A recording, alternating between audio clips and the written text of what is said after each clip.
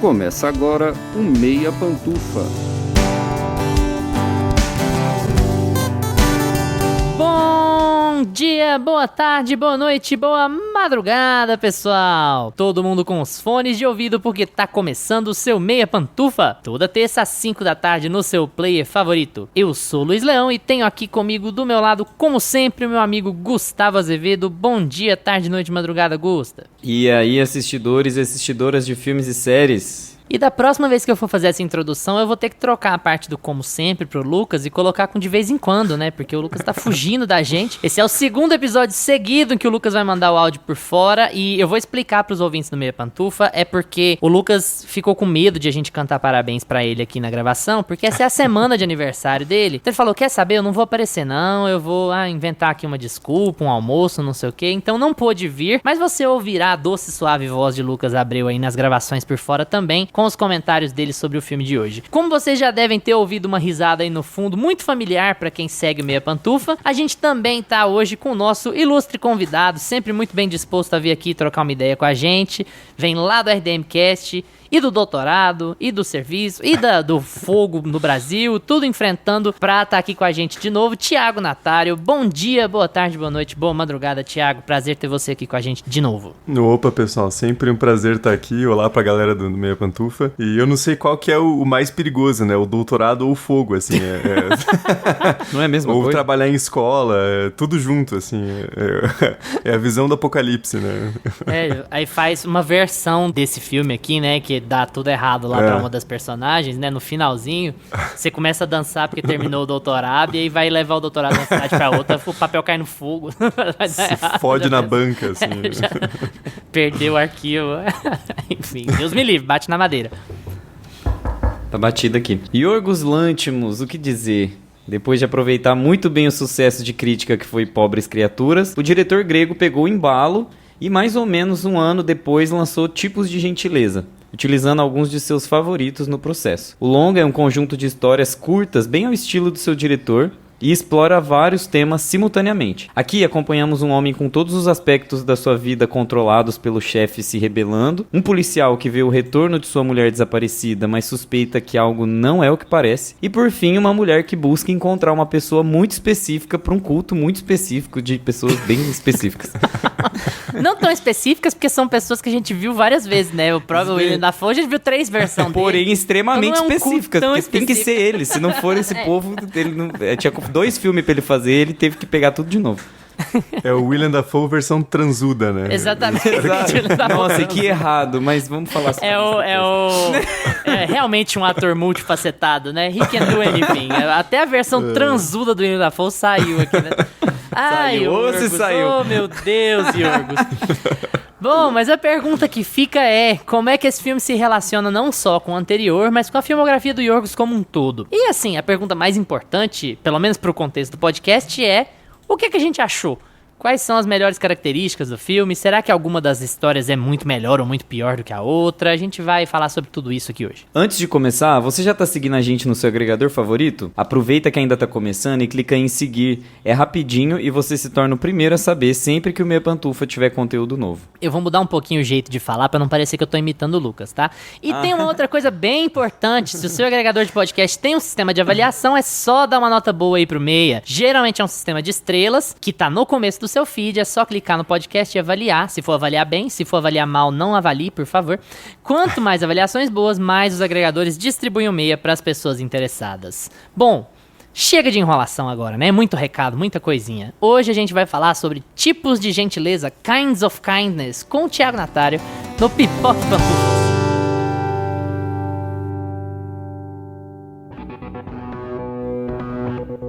Pipoque Pantufas.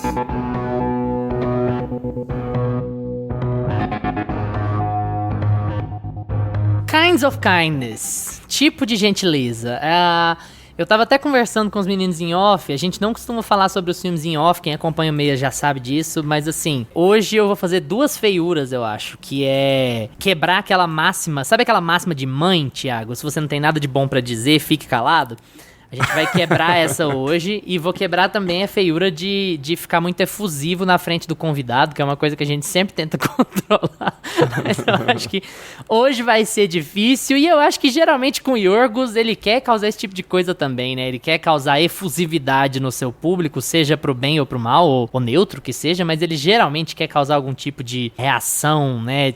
Ele quer motivar quem tá assistindo os filmes dele, o que é muito engraçado porque o Yorgos motiva pela asepsia, né? Ele geralmente quer ter esses comportamentos bizarros de pessoas vivendo num mundo que parece normal, mas que se comportam de forma meio diferentona, né? Muito seca, muito direta. E então ele tá sempre querendo emocionar pela asepsia, causar pela asepsia, ou pelo choque, né? Aqui a gente tem dos dois tipos de coisa nesse filme. Como a gente já falou lá na introdução, nós temos 3 histórias aqui dentro, mas essas 3 histórias seguem com o mesmo elenco, salvo uma ou outra variação. A gente vai ter Jesse Plemons, a gente vai ter Emma Stone, vai ter Willem Dafoe, vai ter Margaret Qualley, vai ter o Yorgos Stephanakos, que é o RMF, que é o nome de todas as histórias, inclusive, né? A Hong Chau e o Mamoudou Athie, eu acho que eles repetem todas elas, né? Deve ter uma outra pessoa que eu tô esquecendo que repete também, mas esse é o elenco principal das 3 histórias de Tipos de Gentileza, né? E, gente, são 3 histórias mesmo, não tem ninguém enfeitando, não. Acaba uma história, passa os créditos, começa outra. Acaba uma história, passa os créditos, começa outra. E assim que o filme segue. Gusta, eu acho que não dá pra fazer mais resumo do que isso, não. A gente já fez na introdução, a gente vai acabar falando da história como um todo, eu acho, porque eu acho que o tom é muito parecido nas 3 histórias, mas a gente pode ir quebrando também, vai a critério aqui do fluxo da conversa. Gusta, e aí? Pobres Criaturas é um filme que funcionou bem legal pra gente, que nós três contando o Lucas aqui no caso, gostamos muito, acredito que o Thiago gostou bastante também de Pobres Criaturas, né? Sim. E aí, um ano depois, a gente tem Tipos de Gentileza, que é um filme bem diferente, assim, né? Diferente do Pobres Criaturas, de modo geral. O que você achou? Eu achei muito bom ele ter voltado, né? O Yorgos voltou, porque Pobres Criaturas... Pô, é um filme que... Tudo bem, é um filme dele, é claramente um filme dele, lente, grande angular, e vai e filma cenário de uma forma espetacular, com aquela lente dele belíssima, e deixa todo mundo asséptico. Mas, em termos de direção de arte, em termos de estética, em termos de, né, até de história contada, Pobres Criaturas tinha saído muito da curva da filmografia do Yorgos como um todo. E aqui... Pobres Criaturas e A Favorita são meio que um bloco à parte, né? Porque são dos 2 filmes que ele não escreveu também. É isso, e eu acho que tem uma coisa, assim, mais fantasiosa do que tá na mente do Yorgos, sabe? Uma coisa mais lúdica do que pé no chão, assim. Se é que existe alguma coisa pé no chão no Yorgos. Pé no chão. Pé na traqueia,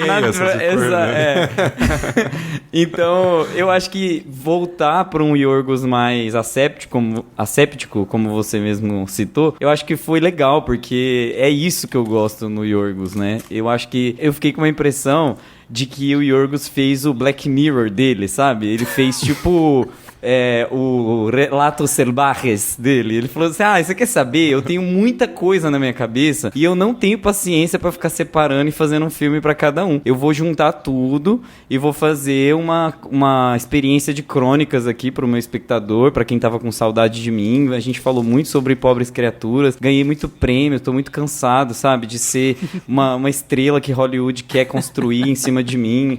E ele, no mesmo período, assim, né, porque pós-Oscar, pós-premiações e tudo mais, ele já anunciou Kinds of Kindness, já colocou o filme na roda e...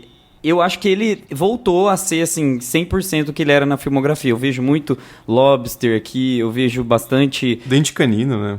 Dente Canino, eu busco muito Dente Canino aqui nele, porque eu acho que tem bastante esse gore, essa coisa meio nojenta, aquela coisa meio errada, assim, né? Você olha... é muito estranho, sabe? Você não consegue entender muito bem o que tá acontecendo ali. E em Pobres Criaturas, quando você vai assistir, por mais que seja tudo muito estranho, parece que é tão lúdico e tão extravagante e tão divertido de acompanhar pelo visual, que acaba se tornando uma coisa mais fácil de assimilar. E aqui ele volta a ser duro, né? A ser difícil. Misântropo, a gente estava conversando em off, que uma palavra que usam muito para descrever ele, quem falou isso foi o Belotti, que ele é misântropo, né? Que é aquela coisa de olhar para a humanidade sem fé na humanidade. Ele olha para a humanidade meio... se vocês tiverem uma definição melhor, é como eu consegui definir aqui. Odeia a gente.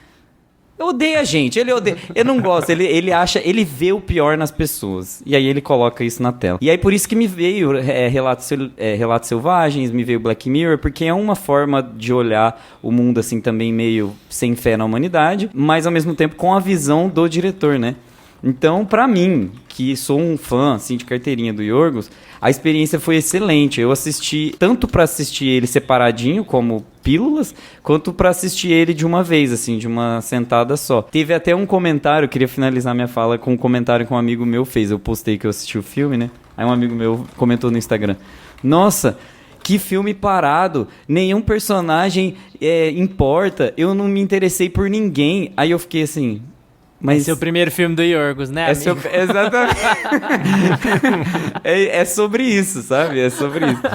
Eu amei, gente, de verdade. Eu acho que a gente tem algumas coisas assim que, como estrutura de filme, eu acho que a gente pode depois conversar um pouco sobre isso, porque ele não faz um filme 100%, né? Assim, é meio uma coisa meio blocada, e por isso que eu gosto de jogar essas duas obras mais ele junta seriadas. 3 curtas pra ter distribuição, né? O cara Exato. sabe que cinema nenhum passa curta, que ninguém distribui, Exato. que vira uma coisa nichada. Ele junta 3 curtas, põe uma linha temática mais ou menos ali pra transformar num filme de 2h44 pra conseguir distribuir. Conseguir se aproveitar do sucesso de Pobres Criaturas pra distribuir o filme mais à cara dele, assim. Eu tenho muito essa sensação. Isso. Eu acho que tem isso, essa pegada mesmo. E aí, como estrutura de filme, eu acho que a gente pode discutir um pouco isso. Mas como experiência cinematográfica, pra assistir como um fã do diretor, eu achei assim que ele não decepcionou. E olha que eu não sou de ficar só passando pano pra diretor que eu gosto. Em geral, eu passo sim. Mas eu já falei muito mal de diretor que eu gosto aqui. E dessa vez eu não me arrependi de ter assistido, sabe? De dar play e curtido tudo. Então, eu amo o Yorgos, gente. Não tem Tiago, considere como um elogio o fato de eu ter me esquecido completamente que eu sempre dou a palavra primeiro pro convidado quando a gente tá gravando. Porque você já gravou tanto com a gente já sente uma vontade que eu esqueci de passar primeiro pra você. Mas é bom que o Gustavo estabelece o tom, né? Tipo assim, deixa a bucha pro primeiro estabelecer o tom e depois você vai, né? Tiago, o que você achou do filme? É sempre mais fácil ser o segundo a falar, né? Que aí você já pega parte do que o Gusta falou aqui, dá pra gente complementar só. Cara, eu demorei pra assistir, acho que essa é a primeira coisa pra colocar aqui. Eu tava no meu radar, assim, né? Eu sabia da existência do filme, ele tava no cinema até pouco tempo, mas eu fui parar pra ver mesmo agora que a gente foi gravar, né? Que vocês me convidaram. Eu tava com uma expectativa meio baixa, porque teve uma recepção meio mista, assim, né? Por parte da crítica, né, aquela coisa meio, né? Tão logo depois de Pobres Criaturas e tal. Então eu fui assistir meio sem esperar muito e eu gostei pra caralho, assim, cara. Né? Ai, meu Deus, eu tô lascado hoje, meu Deus. Você vai ter que sair na mão. A gente aqui. vai te atropelar.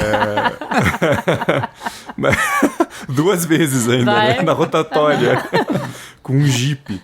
Mas eu gostei, cara, porque eu acho que é bem isso que o Gusta falou, né? O Pobres Criaturas e o A Favorita, eles são meio híbridos, né? Eles são aquela coisa, assim, de alguém escrever um roteiro. O Yorgos Lanthimos não é um cara que vai chegar e não alterar a história, né? Ele não é um cara assim que vai só fazer o trabalho, ele vai dar o toque dele. Então, Pobres Criaturas tem muita coisa de temática do Yorgos, mas não é muito o que ele geralmente explora, né? Esse mundo de fantasia, meio um Yorgos Lanthimos na terra do Wes Anderson, assim, né?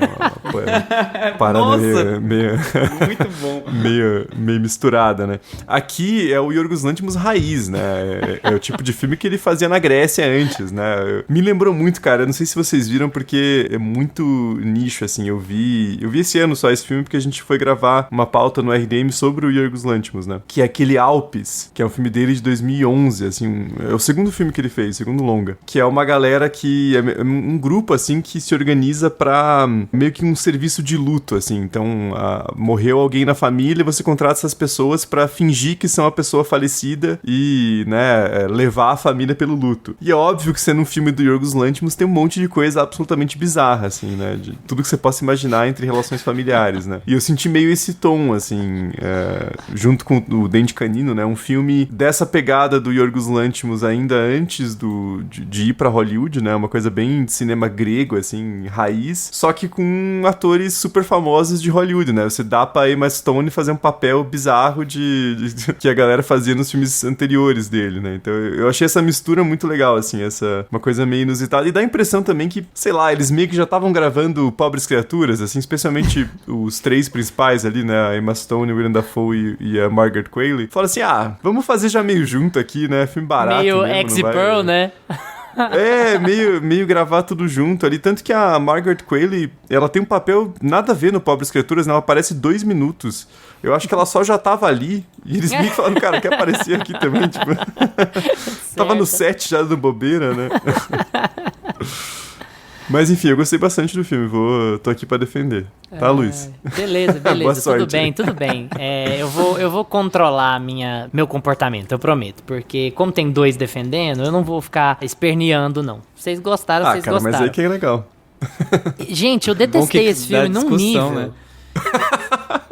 Não, e pra vocês entenderem o tanto que eu detestei esse filme me fez... Eu não sei se eu tava num mau momento ou o que é, mas eu detestei tanto esse filme que esse filme me fez repensar a filmografia do Yorgos. Caralho, velho. Porque assim, gente, sério. Palavras fortes.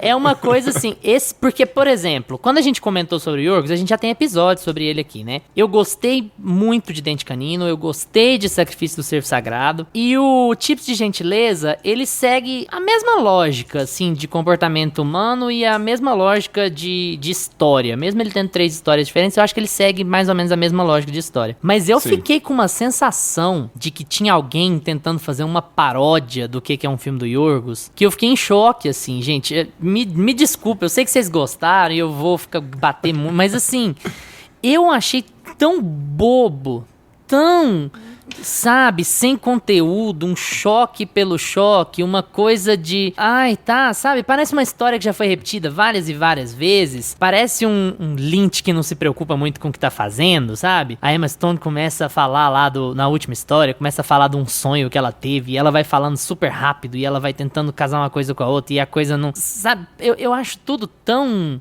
bobo, tão, o cara vai lá lamber a mão do outro, que ele atirou e vai lamber o sangue da mão do outro. Por quê? Por quê?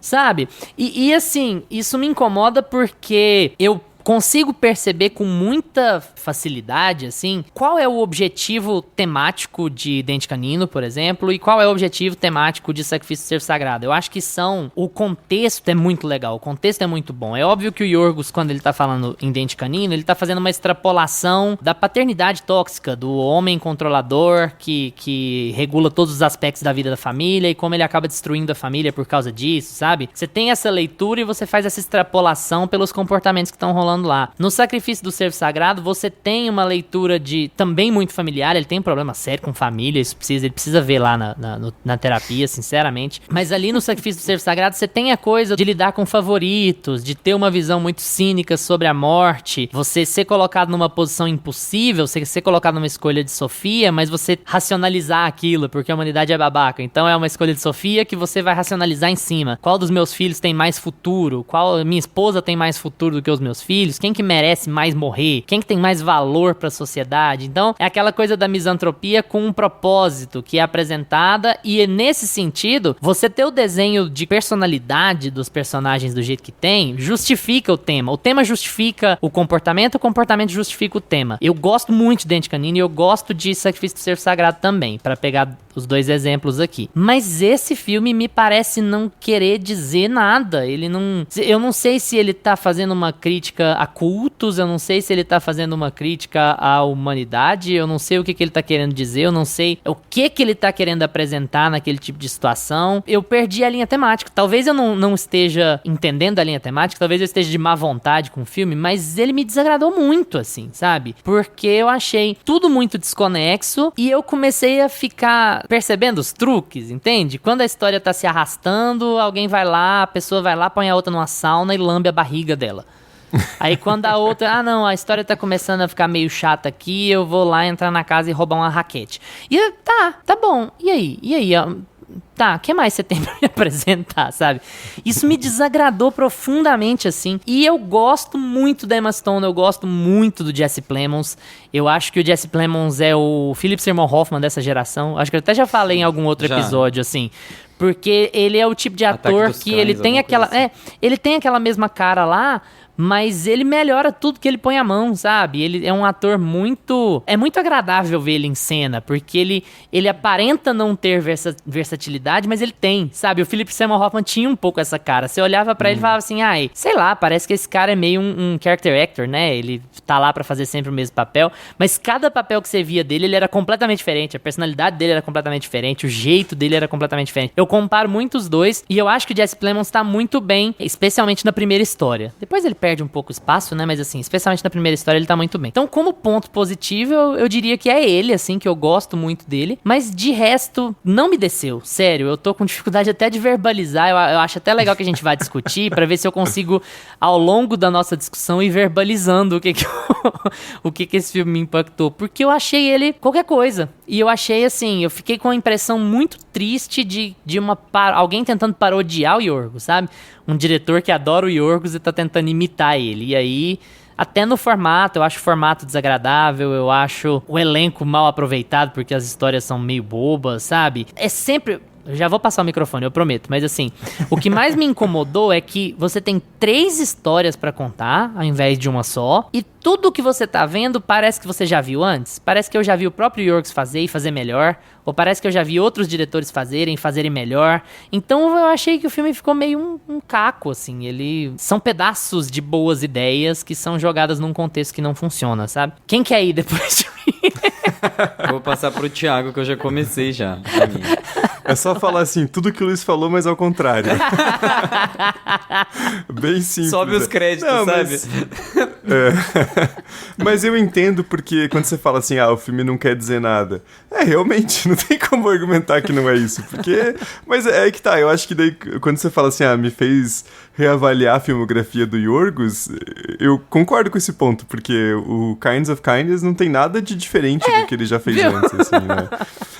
Mas é que, cara, eu acho isso bom, na verdade. No sentido de que eu não vejo o Yorgos Lanthimos como um misantropo, eu acho um pouco demais. Eu acho ele um cínico. No sentido clássico da palavra, assim, no sentido da corrente filosófica grega mesmo de foda-se tudo, assim, de nada importa, né? São tudo convenções e quando você tira o ser humano de todas as convenções sociais e todas as estruturas, é só um bando de animal esquisito que meio que deu errado, entendeu? E eu acho muito isso, a ideia dele, se a gente pegar o Dente Canino, por exemplo, né? O controle absoluto da paternidade ali moldando um ser humano até as últimas consequências, né? E, tanto que no Dente Canino ele joga uma coisa que é o choque por excelência, que é o incesto, né? Que é, assim, é onde, especialmente a psicanálise, define a criação da cultura, né? De uma separação ali do homem da natureza, enfim.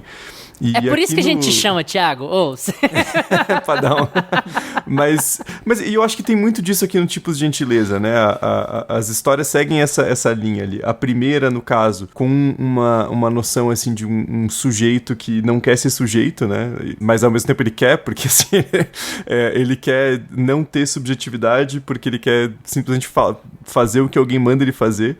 O que, se a gente for ser bem sincero, parece uma ideia confortável, de certa forma, né? Eu acho que é isso que o Yorgos tá jogando, assim. Ele fala assim, você tá julgando o personagem aí, mas, cara, me dá 2 meses vivendo assim que você achar mó legal não ter que tomar decisões, assim, né? A segunda história tem um pouco ali de uma questão de um não reconhecimento, né? De alguém que esteve longe, enfim. Mas eu acho que é a que destoa um pouco mais mesmo. Eu acho a primeira e a terceira histórias mais amarradas tematicamente ali. Porque a terceira daí tem a mesma questão de um culto em que, de novo, né, você abre mão de uma individualidade pra fazer parte de algo maior, assim, né, eu vejo mais conectado ali, acho que é do meio que destoa um pouco e daí E eu concordo com você, Luiz, assim, o Lanthimos, quando ele vê que tá ficando meio chato, ele fala, cara, vou meter uma orgia aqui gravada e o cara assistindo com o amigo cena, e a esposa. Porque, assim, é o tipo de... Você sabe que filme do Yorgos vai ter sexo, mas eu não esperava aquilo de jeito nenhum. Eu achei que era um filminho que a mulher tá andando na grama, sabe aqueles filmes típicos de o cara tá filmando ela e ela falando, para, não, eu vou brigar com você, sabe? E aí, quando o Jesse Plemons fala, eu quero ver o filme, e o amigo fala, pô, mas vai deixar todo mundo desconfortável. Eu falei, cara, ele não vai fazer isso, velho. Ele não vai fazer isso, cara. Esse grego maluco. Ele não tem filtro, né, cara? O que vem na cabeça dele quando ele tá escrevendo o roteiro, ele coloca e que se foda, né? Assim, lidem com isso, né? Eu acho que o errado é esse cara ter ficado tão famoso. Né? E eu adoro o Yorgos Lanthimos, né? Eu tô assim, no sentido de, tipo, é um diretor grego doido, cara. Eu não sei quem que resolveu indicar o cara um Oscar. Esse é o negócio, né? Quando você pega a Favorita, e é por isso que, assim, já vou passar pro Gusta, claro, mas é por isso que quando você pega a Favorita e você pega Pobres Criaturas, que eles são filmes de bolha, eles mostram como o Yorgos realmente é bom diretor. O Yorgos é muito bom diretor. Eu não sou muito fã da Favorita, não gosto muito do filme, a gente até comentou, eu assim. Adoro, cara. Eu acho ele bom. Eu acho ele bom, mas eu acho ele meio... Como ele é muito discrepante do resto da filmografia do Yorgos, eu acho... Ele me dá um pouco de choque, sabe? Curiosamente. Mas assim...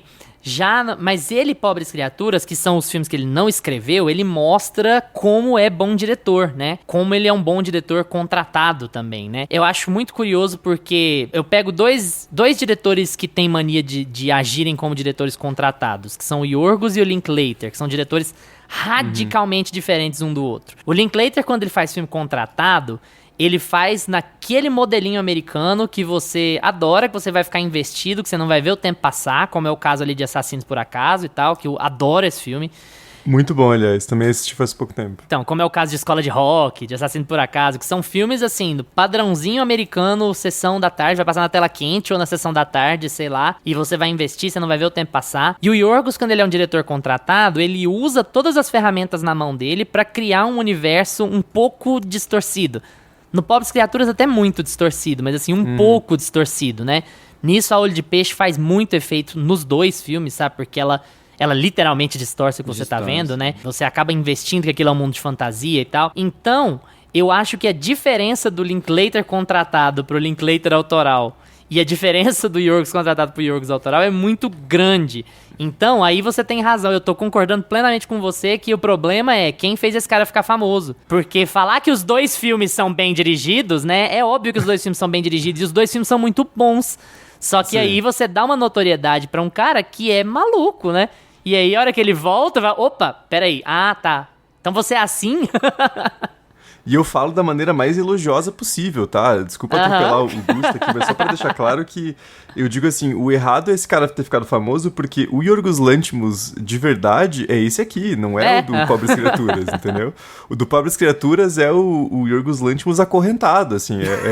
Eu acho que por isso que ele tem vários diretores que tem essa pira, assim, de fazer um acordo com o estúdio meio um pra mim, um pra você, né? Eu faço aí teu Pobres Criaturas, que eu sei que tem um puta potencial de Oscar e todo mundo vai ser indicado e tal, e eu também vou me dar bem, né, no caso do Yorgos Lanthimos, mas você me dá o tipo de gentileza que, gente, não faz sentido nenhum esse filme ter estreado no cinema. Não faz sentido isso, cara. Muito menos no Brasil, assim. Tá ali no Cinemark, ali, lá. Não, é muito estranho.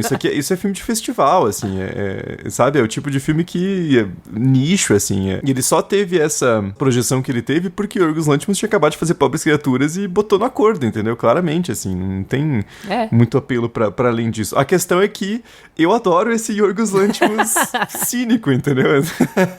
Esse é o ponto, assim. Eu gosto desses filmes mais malucões dele, assim. Eu gostava muito dos outros também, é por isso que eu tô em choque, sabe? Que eu tô assim, gente, por que eu não gostei desse se eu não tô vendo nada de diferente com relação aos outros, sabe? Faz sentido. E eu acho que talvez seja por isso, porque eu fiquei com uma sensação de que ele tá repetindo a fórmula demais, sabe? Que ele entrou na loucura, claro, mas que ele entrou numa caixinha da loucura. E pra mim, a mutilação e o canibalismo da segunda história são a chave disso, sabe? São um grande exemplo, que a história tava um saco. E aí, beleza, eu vou colocar isso aqui porque, né, vamos botar a história pra rodar desse jeito. E aquilo me incomoda um pouco, sabe? Mas a história tava legal. Eu tava adorando a história. Tipo, na verdade, a segunda história, ela é um pouco filler em tema, talvez, mas ela é a mais divertida. Eu amo a segunda história. Eu adoro, eu acho ela melhor. O que tá acontecendo hoje, meu Deus do céu? Disparado. Eu acho que até em temática, assim, eu vou voltar um pouquinho pra dar os meus 2 centavos nessa história aí toda de tema, que eu acho que, no fim das contas, tem muito a ver com a insegurança dos personagens, né? São personagens que não têm... Foi legal o Thiago trazer essa coisa do sujeito e a não definição de autonomia, né, das pessoas. As pessoas, nesse filme, elas não têm autonomia. E aí, por isso que me lembrou, assim, horrores o Lagosta. Me lembrou muito, muito, muito. Os personagens agem muito como se aquele fosse o universo. Como se as bases do universo fossem as bases do Lagosta. E quando a gente foi fazer o especial do Yorgos, a gente comentou muito sobre como o diretor ele cria mundos particulares para fazer as histórias dele. Então, assim, ele imagina um mundo e ele imagina regras para esse mundo. Aí ele faz uma história para esse mundo. Aí ele imagina um outro mundo com outro funcionamento e aí ele faz uma história dentro daquele funcionamento de mundo. E eu acho que aí que tá a chave do que o Luiz falou, de eles talvez se repetir, de talvez entrar na mesma fórmula. Cara, quantos mundos uma pessoa consegue conceber na cabeça dele pra criar as histórias dele? Talvez não infinitos, talvez ele consiga fazer algumas bases estruturais e céticas e, né, que seja, de alguns mundinhos ali na cabeça dele, e ele vai criando histórias dentro um pouco daquelas lógicas que ele construiu. Ele vai bebendo muito da fonte dele, sim, mas eu acho que ele vai refinando o trabalho, eu acho que ele vai colocando elementos a mais dentro de lógicas que ele já construiu na carreira dele, sabe? Ele é um diretor, assim, de carreira mesmo. Ele tem muito filme na bagagem, sabe? Ele tem muito conhecimento sobre o que ele quer como cinema. Então eu acho que quando a gente chega nesses pontos, assim, de qual é o tema do filme, pra onde ele quer chegar, pra onde ele quer levar a história, eu acho que ele tem muita consciência do que ele quer fazer. Porque os personagens, eles agem exatamente como eles agiriam naquele mundo. Isso que eu acho foda no Yorgos, porque ele consegue colocar todo mundo ali dentro de uma caixinha, dentro de um papel que funciona. Tipo, você assiste ali os 50 minutos daquela crônica e você fala assim, cara, esses personagens eles são malucos, mas eles agiram do jeito que eles tinham que agir, do começo ao fim. Aí a segunda vem, aí você fala, cara, ele agiu do jeito que ele tinha que agir do começo ao fim. Ele tava tentando provar o ponto dele, pra ela provar pra ele que ela não é uma doppelganger lá, que ela não é uma substituída. E ele vai até o fim. Na terceira história também. Ela quer descobrir quem é a pessoa que ressuscita o morto. E ela vai até o fim. Então, eu tenho a sensação de que, no fim das contas, ele entrega uma consistência narrativa, sabe? Ele consegue estruturar bem as histórias dele e entregar uma consistência.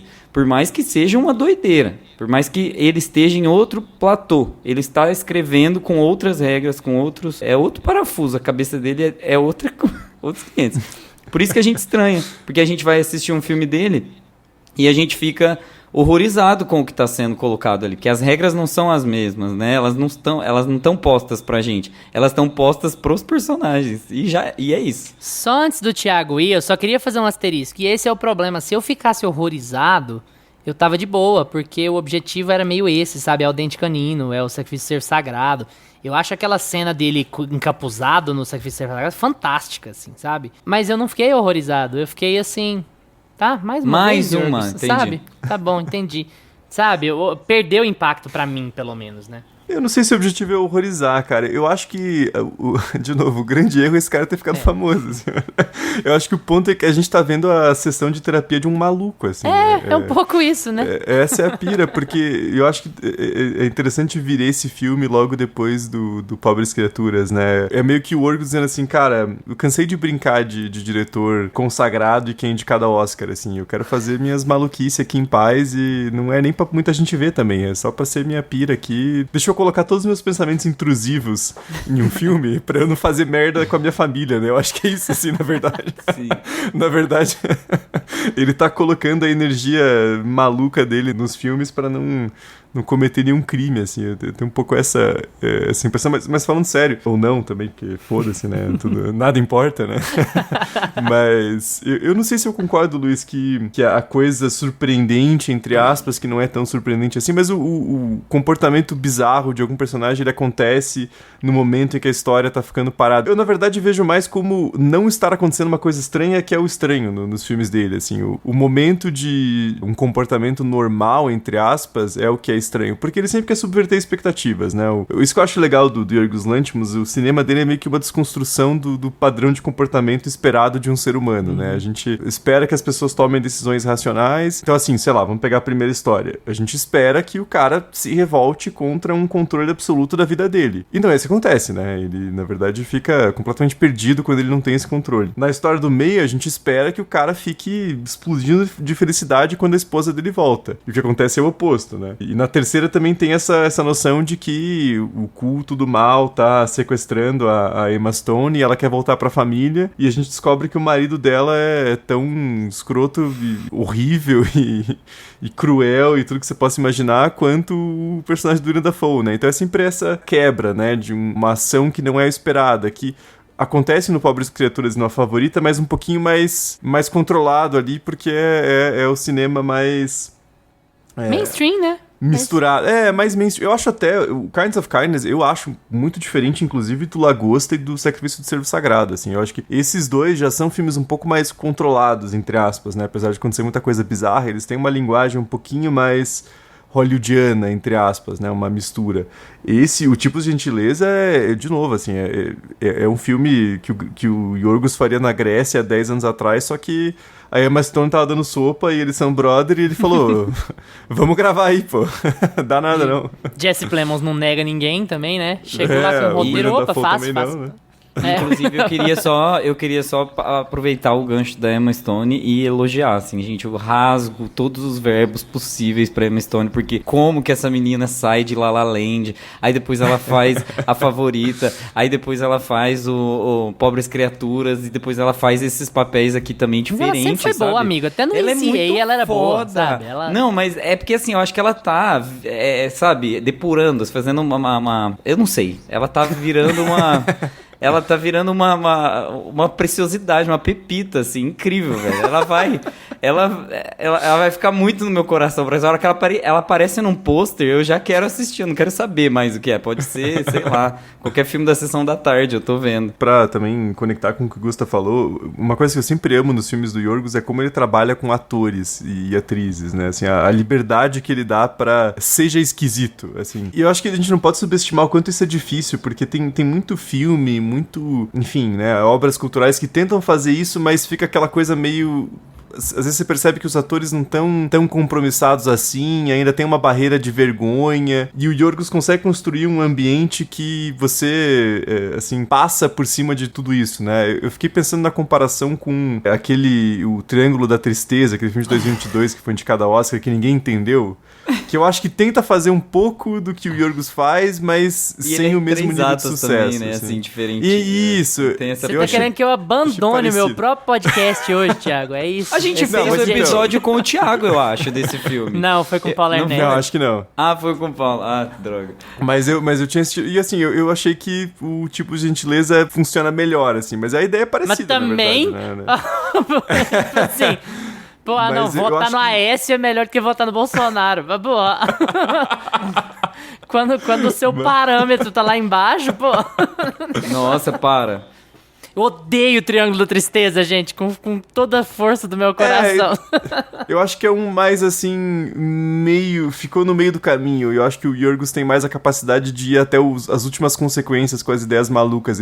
Ele banca, assim, e como ele tá num patamar da carreira já muito elevado, ele consegue cercar de atores e atrizes que fazem isso também, né? O Mark Ruffalo no Pobres Criaturas, cara, pelo amor de Deus, velho. Quem conseguiria imaginar que aquela atuação tava dentro do Mark Ruffalo, assim, que sempre foi um excelente ator, claro, mas não tão cômico assim, né? Então, eu acho a forma como ele consegue liberar essas atuações, assim, pra ser o mais bizarras possíveis, sem nenhum tipo de vergonha ali amarrando, eu acho genial também. Podia sair um Coringa folheadão, assim, né? Versão do Yorgos. Versão Yorgos Lanthimos. Ia ser legal, hein? Imagina. A gente vê a Lady Gaga na mão dele. Porque com o Todd Phillips eu tenho certeza que vai sair a Lady Gaga igual a Lady Gaga. Eu ainda queria fazer um apontamento com relação a isso que o Thiago falou, porque realmente o Yorgos tem uma cara de ser muito bom diretor de atores, né? O pessoal gosta muito de trabalhar com ele, aparentemente, e faz parte que o elenco compre as esquisitices, né? Porque é gente que tem o nome a zelar, digamos assim, né? E você sabe que não existe nada maior do que o ego de um ator de Hollywood. Então, pra você virar pra esses caras e falar assim, olha, você vai fazer isso aqui, você vai tirar na mão do cara e você vai lamber o sangue da mão dele e fazer uma cara assim, desculpa aí, todo sangue. Aí o cara, beleza, vamos embora. E é legal os caras comprarem a ideia também e gostarem e quererem voltar a trabalhar com o Yorgos. Isso, eu acho que isso dá um grande indicativo de que ele é um bom diretor de elenco, assim, né? Eu vejo muito isso pra uma linha completamente diferente, mas eu vejo muito isso no Lynch, sabe? Você vê que o pessoal repete muito elenco, repete muito ator, e ninguém tem nada pra falar dele, né? E faz com que outras pessoas também fiquem doidas pra trabalhar com eles. Eu acho que isso é uma coisa muito legal de apontar sobre ele, e especialmente gente que não deveria comprar as maluquices e acaba comprando, né? Porque o Willem Dafoe você sempre espera que vai fazer uma coisa maluca, mas a Emma Stone tá num patamar a Emma Stone tá num patamar da carreira que ela não precisa disso. E o Eggers é outro que vive repetindo o Willem Dafoe, né? Agora no Nosferatu ele tá lá de novo, então... Ele tava o Willem Dafoe também. Do Homem o Willem do Dafoe, Norte se ele estiver também. andando na rua, gente, ele vê um pedaço de papel, um roteiro, ele põe o nome dele lá também. E ele entrega tudo. Você vai ter um grupo limitado de pessoas que fazem essas maluquices, né? Você falou da Emma Stone, ela dançando esquisito tava em todos os pôsteres e trailers do filme, né? Então você tem que ter um desprendimento também pra abraçar essas ideias malucas, né? Não, e eu não sei se você ficou sabendo, mas essa dança é uma coisa de backstage do Pobres Criaturas, né? Ela tava lá se preparando, tava conversando, ia ter uma gravação, e ela começou a dançar feito doida só pra aquecer, sabe? Só pra mexer. Só pra se e aí soltar, o Yorgos... assim. Aí o Yorgos viu aquilo e falou pra ela, Emma, você devia fazer isso no próximo filme, tá? E ele pôs só por causa disso. eu tenho 3 curtas aqui. O que você acha? Chega aí. E aí, cinéfilos e cinéfilas do Meia Pantufa, minha participação vai ser um pouco breve aqui de novo, né, assim como na semana passada, mas não fiquem preocupados não, que na semana que vem eu tô de volta aqui normalmente. Então, vamos lá, tipo de gentileza, eu não sei se foi a pressa, porque esse filme saiu muito rápido, assim, logo depois de Poor Things, né, você precisava de mais tempo pra dar uma funilada em algumas coisas, ou se o Yorgos quis pagar de diferentão demais e finalmente fazer um filme assim. Eu sinto que ele quis fazer no estilo dele, claro, dado as devidas proporções, mas ele quis fazer um tipo de Relatos Selvagens, sabe? Só que deu meio errado, né? Porque Relatos Selvagens é um filmaço e tipo de gentileza, meu Deus do céu, que filme chato. Eu achei ele ruim, mas eu acho que a palavra certa não é nem ruim. Eu acho que é chato mesmo, assim, tedioso, meio que você bate o olho e fala, sério, Yorgos, vamos com calma, vamos dar uma seguradinha. Então assim, não sei se foi a pressa, o que foi, ou se ele quis realmente falar, não, agora eu vou levar o meu estilo a uma potência que eu não trouxe antes, porque eu até gosto da primeira, o filme ele é dividido em 3 histórias, né, com o mesmo elenco, e eu até gosto da primeira história, porque o filme começa e você já tem aquele estilo do Yorgos.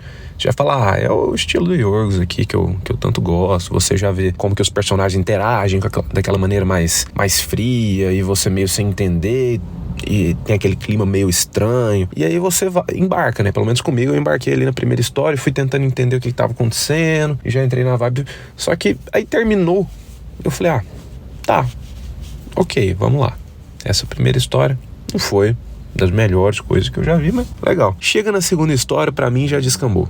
Já virou uma coisa sem pé nem cabeça, e já termina de um jeito também que você fica meio assim, sério, e aí vai vir outra história dessa que vai terminar dessa forma também. E aí a terceira história também, a segunda e a terceira principalmente, eu achei que ficou tudo muito jogado, sabe, muito solto. Tudo bem que é o Yorgos, ele não ia ficar te explicando nada, nem tem que ficar explicando, mas eu acho que ele simplesmente só fala, olha, eu vou colocar esse mesmo elenco aqui, vou fazer as minhas metáforas com os temas que eu quero fazer, vou fazer as minhas críticas aqui, vai ter o meu humor ácido ali do jeito que eu faço, a estranheza, a frieza dos personagens, vai estar tudo ali no meu estilo, só que vão ser histórias desconexas e uma realidade paralela. Eu não sei o que ele pensou, mas eu acho que a segunda e a terceira principalmente não funcionam. A primeira eu acho que ainda funciona. A primeira eu também não acho tão boa assim, mas eu acho que ela ainda funciona por ser a primeira, por você estar começando o filme e esperando, o que esse filme vai trazer pra mim aqui do Yorgos, né? E vendo ali o estilo dele. Então na primeira você tá tentando ficar mais engajado no filme, e eu acho que ela ainda funciona mais, pelo menos na minha percepção assim. Eu acho que ele tá fazendo uma crítica, uma metáfora ao trabalho, né? A como a nossa sociedade cada vez mais tem essa relação com o trabalho, né? De ter que se entregar e fazer tudo, e ter que trabalhar não sei quantas horas, né? Aquela coisa, né? De coach, bem ultracapitalista, e trabalha enquanto eles dormem. E meio que isso, sabe? De você, até que ponto você vai pelo seu trabalho pra você manter a vida que você tem, até que ponto o sistema te condiciona a trabalhar e fazer e se sacrificar pra manter o seu estilo de vida. Eu acho que ele vai um pouco nesse caminho, só que, né? No estilo Yorgos. Na segunda e na terceira história, eu até entendo assim, um pouco do que ele quer trazer, mas eu achei elas tão chatas, tão chato de acompanhar. Achei aquela coisa assim, você entende o que o diretor quer dizer, mas aquilo vai te dando tédio. Você fala, não, cara, eu tô sem paciência pra você me jogar uma história aqui que aparentemente não vai agregar nada, vai ser uma crítica meio rasa às coisas que você quer dizer e vai ficar tudo por isso mesmo, sabe? A história que a personagem da Emma Stone some e aparece e o marido fica maluco ali, achando que não é ela de verdade. Cara, aquilo ali é uma fritação que no começo ainda vai. Você fala, cara, esse cara tá pirado, né? Esse cara tá maluco, vamos ver até que ponto que ele vai. E aí depois termina daquela forma, cara. Pra mim não... Ficou uma história meio que... Tá, e aí? O que eu tenho com essa história aqui? Simplesmente o cara tava certo e por que isso aconteceu e que maluquice é essa? E na terceira história a gente já tem uma coisa mais fim do mundo, eu diria, que ele tá ali falando dessa relação com a água, né? E sobre religião e sobre até que ponto as pessoas vão pela fé, né? A gente tem um personagem que abandona a família por estar acreditando numas coisas malucas que uma seita fala. E assim, a gente consegue pegar, né, todas as críticas que tem ali nas histórias, mas eu acho que fica tudo muito raso, tudo muito Black Mirror, assim, e num mau sentido, porque eu acho que Black Mirror, dadas as devidas proporções, porque eu acho que Black Mirror tem o seu auge ali nas primeiras temporadas, mas até hoje, assim, dá pra assistir, sabe? Ainda temos historinhas legais, a gente tem episódio gravado, foi caindo a qualidade, mas ainda dá pra acompanhar. Mas eu acho que aqui ficou bem Black Mirror, eu acho que ele mira num Relatos Selvagens e acerta num Black Mirror ruim, na fase ruim, porque pra mim fica tudo uma crítica muito rasa, tudo muito solto, meio despirocado, meio que ele fala, vou fazer uma história despirocada aqui pra fazer uma crítica sobre a religião, fazer uma crítica sobre o trabalho, sabe? E aí ele simplesmente te solta lá naquela esquisitice ali por uns, sei lá, 40 minutos cada história, e aí você termina e fica assim, tá, mas e aí? O que eu tiro disso aqui? Parece que você não extrai nada de novo daquilo, sabe? Nem no estilo, eu não dei uma risada com o filme, porque ele tem os seus momentos ali que ele tenta ser um humor ácido ali, no estilo Yorgos. Eu não achei nada engraçado. Eu achei tudo meio constrangedor, sabe? Meio, cara, sério que você vai por esse rumo? Então, cara, esse não me pegou, não. Eu gosto, como eu falei, resumindo agora, tipo de gentileza, cara, eu gosto do começo, porque é a hora que você tá embarcando numa nova história do Yorgos, você não sabe o que esperar, você já é pego ali vendo os personagens, o roteiro começando a se desdobrar ali no estilo que o diretor é acostumado a fazer, os personagens mais frios e tudo mais, mas conforme a história vai se desdobrando e você vai entrando em novas histórias com aquele mesmo elenco, eu acho que o que tem de melhor aqui nesse filme realmente é o elenco e a fotografia do Yorgos, que eu sempre gosto, e que aqui tá até mais suave, viu? Aqui ele usa muito menos aquelas lentes de olho de peixe, aqui acho que nem o estilo dele se sobrepõe tanto assim. O que a gente tem aqui de realmente muito bom no filme é o elenco tá demais em todas as histórias. Parece que eles estão bem à vontade, assim, e se divertindo fazendo aquilo. E eu acho que pelo menos a Emma Stone tá bem à vontade, assim, trabalhando junto com o Yorgos. Mas de resto, gente, em termos de roteiro, em termos das histórias que ele quer trazer, eu acho que ele errou a mão legal aqui. Eu lembrei muito de Dente Canino com esse filme. Ô Luiz, eu tô com você aqui nas trincheiras, viu? Não vou deixar você ser apedrejado sozinho aqui por não ter gostado desse filme. Mas em off, né, conversando com o Luiz rapidinho antes de gravar, eu vi que ele fez um comentário sobre Sacrifício do Cervo Sagrado, né? E eu falei pra ele que eu lembrei muito de Dente Canino. Porque Dente Canino é o filme que eu menos gosto do Yorgos. É aquele que eu ainda acho bem estranho, que eu acho que tem uma premissa legal, que eu acho que ele te pega muito pela estranheza e o desdobramento de tudo aquilo. Mas eu ainda acho o filme que eu menos gosto, é aquele filme mais parado, que acontecem coisas terríveis ali, chocantes, mas é um filme mais paradão que você vê que o diretor quer ir te chocando aos poucos. E esse filme aqui me fez lembrar de Dente Canino. Parece um Dente Canino, só que coloca a história de Dente Canino, coloca mais 2 histórias paralelas ali, com aquele mesmo elenco, e solta ali num filme só que agora com um diretor que tem dinheiro pra um elenco mais caro, hollywoodiano e tudo mais. E é isso. E tipo, gentileza vira o que é. Eu lembrei muito de Dente Canino num mau sentido. Parece que o filme até piorou pra mim, assim, na minha memória. Mas de resto eu continuo adorando Lagosta, Sacrifício do Servo Sagrado, A Favorita, o Pobres Criaturas, eles não perdem seu valor por esse novo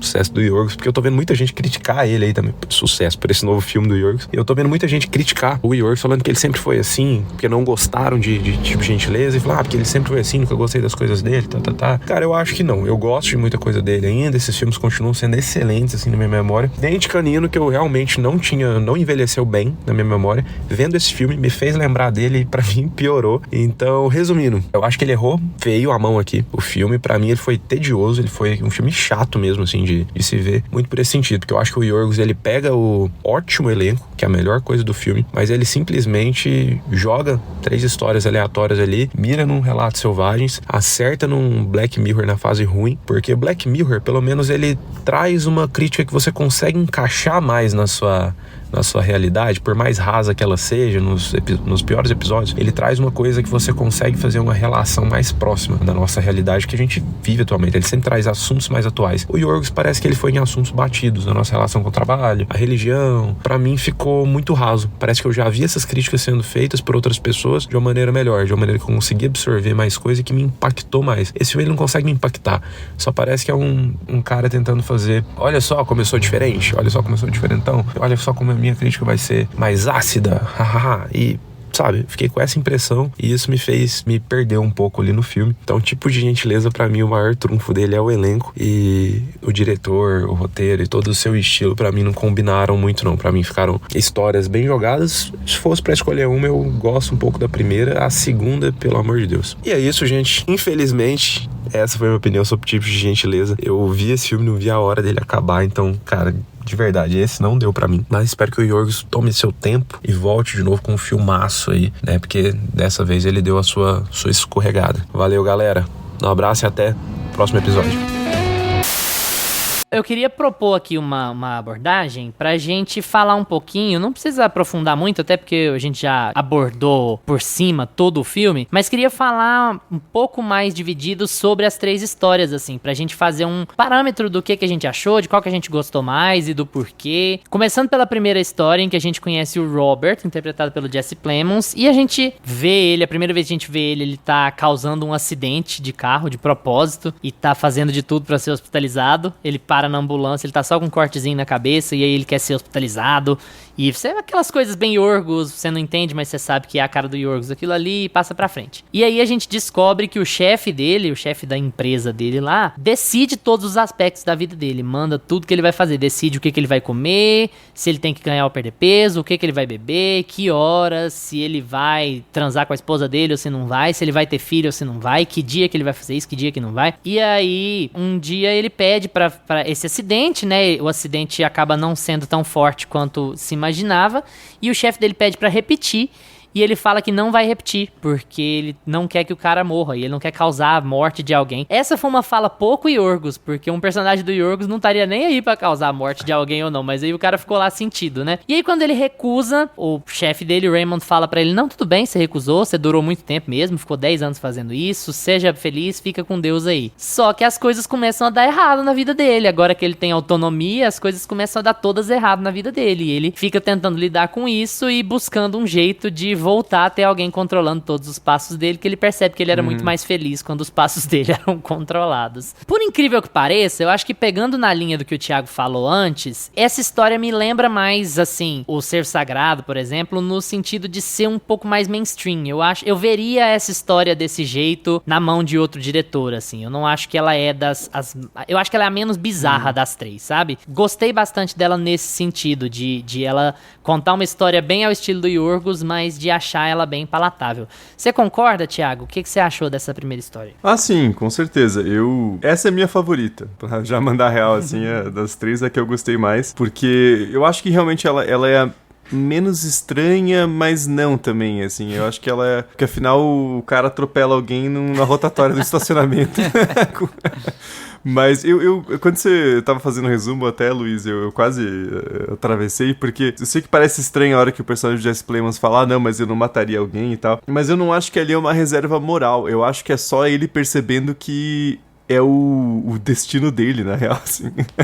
Porque a gente tem essa impressão de que é uma rede de pessoas ali que tá pega nessa vida criada pelo Rayman, né? Pelo Willem Dafoe, assim. Porque depois a personagem da Emma Stone, ela também tá nessa, né? Ela tá lendo Ana Karenina e tal. E eu acho que aquele cara que se voluntaria pra morrer atropelado, né? Ou no acidente de carro, eu acho que ele também tá embarcado nessa. Então eu acho que é meio que a realização de que do personagem de Jesse Plemons, né, que o futuro dele é aquilo, né, então por isso que ele tem essa resistência, né. Pra mim, esse curta, cara, é a visão do Yorgos Lanthimos sobre o que é Deus, assim, por isso que eu falo que ele é cínico, sabe, é no sentido, assim, uma coisa bem ateísta mesmo, de, é isso aqui que é isso que vocês querem? Alguém pra controlar a vida de vocês? Para de ser trouxa. É isso, né, então, beleza.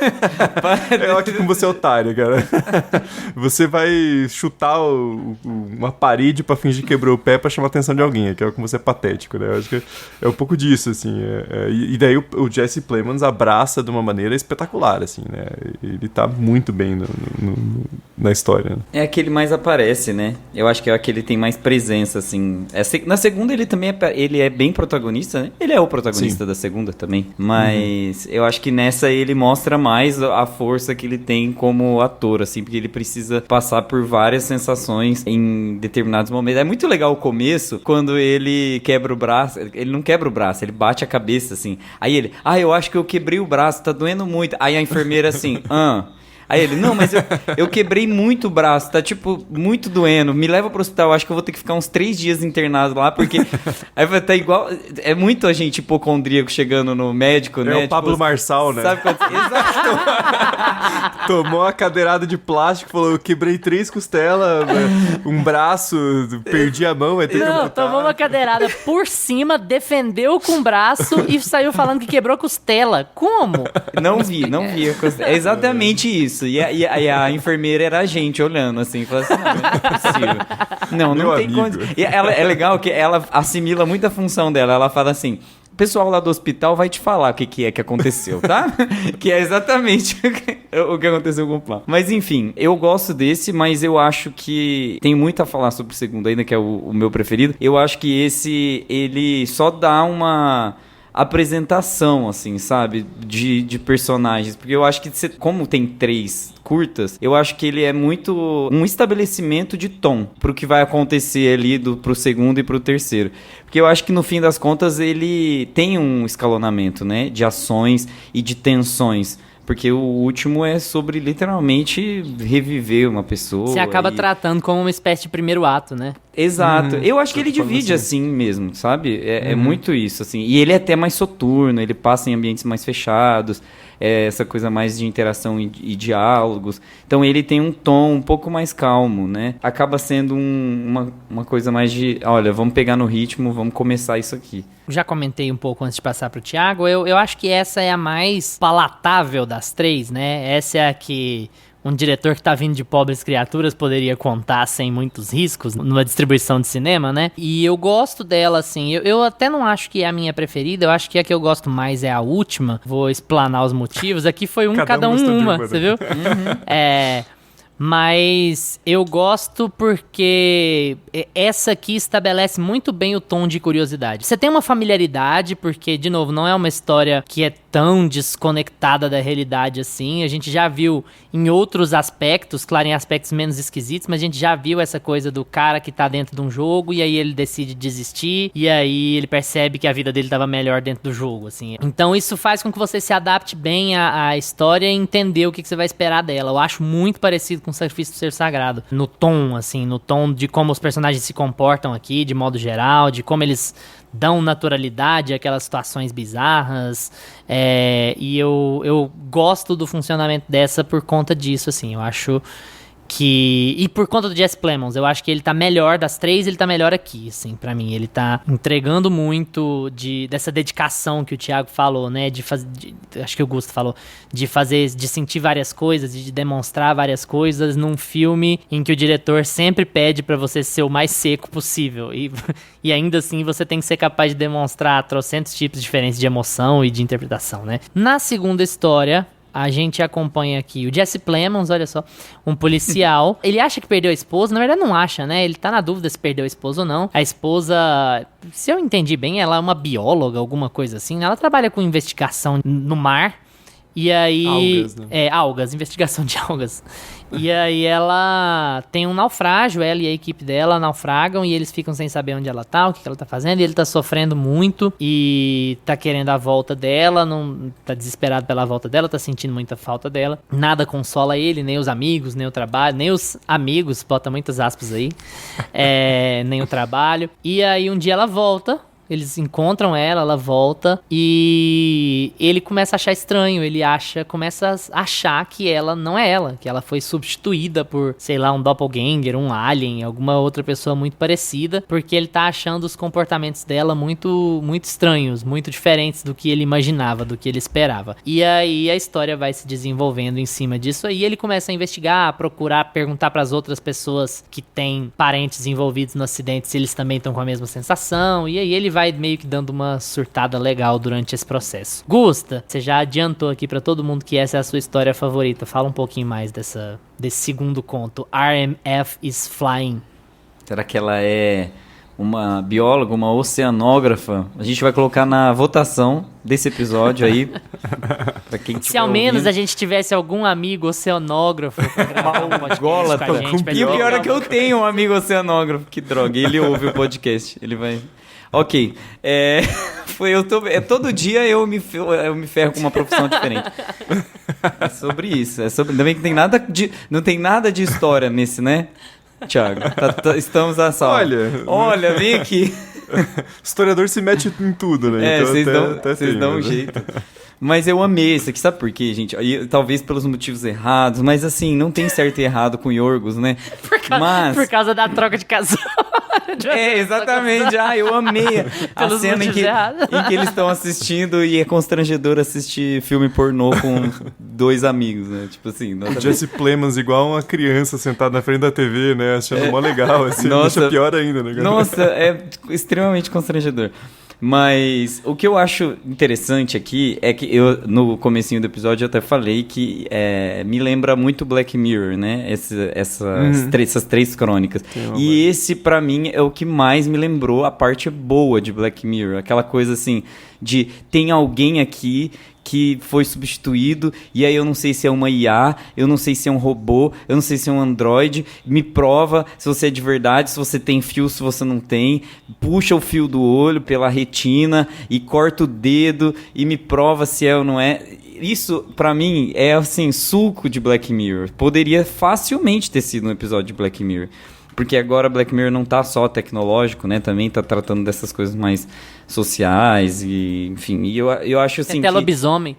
Tem até lobisomem, né? E eu acho que assim, tem uma coisa do respiro, dessa loucura, dessa tensão em não ter certeza do que vai ser da humanidade, sabe? Dessa coisa da tecnologia invadindo a nossa vida, do extraterrestre invadindo a nossa vida, do diferente fazendo parte da normalidade. Porque até então, eles são os personagens mais normais daqui. Se você for analisar o platô que o Yorgos colocou os personagens... Tá merda, hein?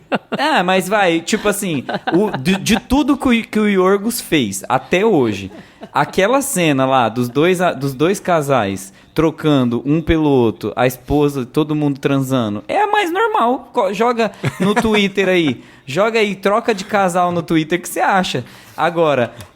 Quem nunca, né, Gusta? Exato. Você tá querendo dizer, entendeu? Né? Apesar que não tem mais Twitter, né? Agora, pega todos os temas pra trás. Pessoal, não joguem troca de casal no tem mais Twitter em nenhum lugar, né? Mas assim... Gente, troca de casal esse episódio, o Spotify vai derrubar, Gusto. O Spotify vai derrubar. Vai derrubar. E eles fazem a transcrição, né? Então, provavelmente... Sem monetização esse episódio. Tá, mas assim, vocês entenderam o que eu quis dizer. Que no fim das contas, são os personagens que estão numa realidade mais normal, mais próxima da gente. Sim. E aí, quando vem o sobrenatural, ou quando vem alguma coisa estranha, já é tarde demais pra você achar tudo aquilo estranho. Você já tá investido demais na história. Então, pra mim, foi a mais divertida, porque não tem como você parar, assim, de se interessar por aquela história. No final, você já tá assim, foda-se, eu quero ela morta mesmo, eu quero que... Quem vai se matar primeiro? Cadê a nova? Traz a nova pra eu ver, faz um exame, leva ela no médico, coloca ela numa ressonância magnética. Você vai ficando interessado naquela história. Eu acho que foi a que me deixou mais, assim, com o comichãozinho, assim, que é uma tendência do Yorgos de fazer você ficar interessado pelo estranho, pelo absurdo e tal. Então, pra mim, essa história ela assim, implacável. Eu adorei. Cuidado, que o curta de troca de casal seu que te deixa com mais comichão pode ser uma IST, pode ser um problema aí que você tem que dar uma investigada. Procura IST troca de casal no Twitter. De tudo que o Yorgos fez, se eu me identifiquei com esse e você se identificou com dente canino, eu estou precisando de menos terapia do que você. Então vamos lá, vamos ver do que a gente tá falando. Vamos nos debruçar. Aliás, não vamos não. Não, vamos no jogo debruçar, troca de canino. Bom, antes de passar pro Thiago, só um comentário que eu concordo sobre o aspecto da normalidade da coisa, assim. Eu acho que esse é um mundo mais similar ao nosso. E nesse sentido, eu até concordo. Né, Thiago? Me lembrou duas coisas, principalmente. O Gusta falou de Black Mirror, eu concordo, assim, no sentido de temática, né? Mas me lembrou um episódio específico que eu amo de Black Mirror, quando era bom, né? Desculpa ser o tio chato, mas... Nossa, quando era decente, né? Que acho que é da segunda temporada, que é aquele... Acho que é o Be Right Back, né? Que é com o Dom Hall Gleeson, eu acho aquele episódio maravilhoso, assim, acho que talvez seja o meu favorito da série. E me lembrou o próprio Alpes, que eu citei, do Yorgos Lanthimos, né, que é aquela galera que finge ser um ente querido pra superar o luto, né. Só que nesse caso aqui é mais no sentido de alguém que não reconhece aquela pessoa que surgiu como sendo a sua esposa. Só que eu acho que diferente de Black Mirror, que é pra ter um significado, pra gente analisar, pra gente se debruçar, o filme do Lanthimos não, né, assim, eu acho que não é pra gente ficar pensando se de fato a esposa era uma impostora ou se era ela mesma. Acho que não importa, assim, e ele sabe disso, ele até dá uma zoada, assim, eu acho, quando ele pede pra ela cortar o fígado, né?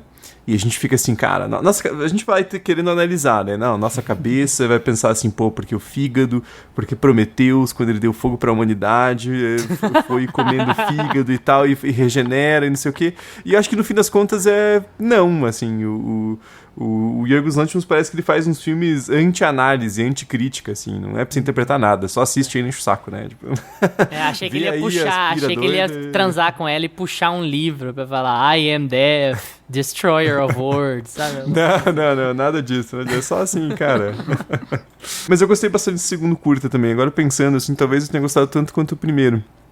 Porque realmente Vai falar que os seus favoritos são todos até o final. Não. Já chegamos lá. O terceiro foi o que eu não gostei tanto, assim. Né? Só pra te contrariar de novo, né? Veio só pra gente concordar em nada nesse episódio. Você se arrepender de ter me convidado. Anticlimático, tal qual um filme do Yorgos. Pois é, mas eu gostei bastante desse segundo também, pensando bem agora.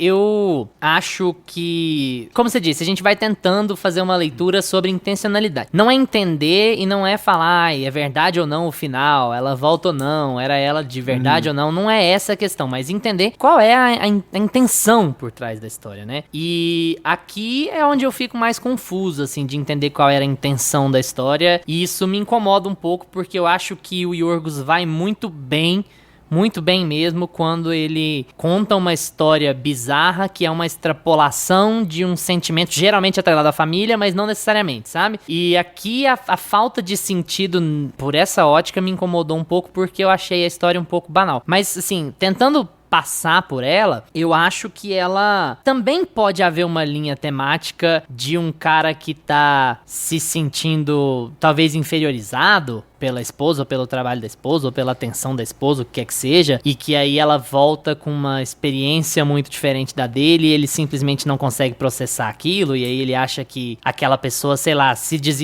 tudo bem que foi um trauma, mas se desenvolveu além dele, e aí ele... Até porque a interação que ela tem com o pai indica um pouco isso, sabe? Ela falar pro pai que, não fala assim sobre ele porque ele me deu tudo. Então, assim, eu sinto que eles tinham uma relação em que ele era muito mais importante do que ela dentro daquela lógica, e aí ao voltar, quando ela retorna, isso fica balançado entre os dois. Você fica sem entender quem tem o poder lá. E é por isso que ele estimula ela a fazer aquilo. Fala assim, você quer provar... É o amor doentio, né? É a análise cínica do que é o amor. E aí fica meio assim, o que você faria por mim pra provar que eu tô certo? Porque ela tá lá, ela engravida magicamente porque acha que vai agradar ele, ela faz a comida tudo que ele quer, ela faz tudo do jeito que ele imaginava que ia ser, e ele tá sempre querendo testar ela, né, pra falar assim, o que você faria por mim? Até que ponto você faria tal coisa por mim? Então eu acho que tem uma coisa meio do relacionamento doentio, do relacionamento quebrado, mas assim, como o Gusta falou no último episódio, eu tô fazendo a leitura do subtexto pra tentar tirar algum caldo compreensível dessa história, porque eu fiquei tão desinteressado por ela que eu não parei muito pra refletir sobre ela, assim, sabe? Mas eu acho que dá pra tirar alguma coisa sob essa ótica, sobre ter uma nova dinâmica de poder ali dentro do relacionamento, e como ela volta uma pessoa diferente pelo trauma, ele ficou traumatizado com a partida dela, ela ficou traumatizada por tudo que aconteceu com ela, eles têm que reinventar a relação dele, tipo assim, ele não reconhece mais ela por conta de...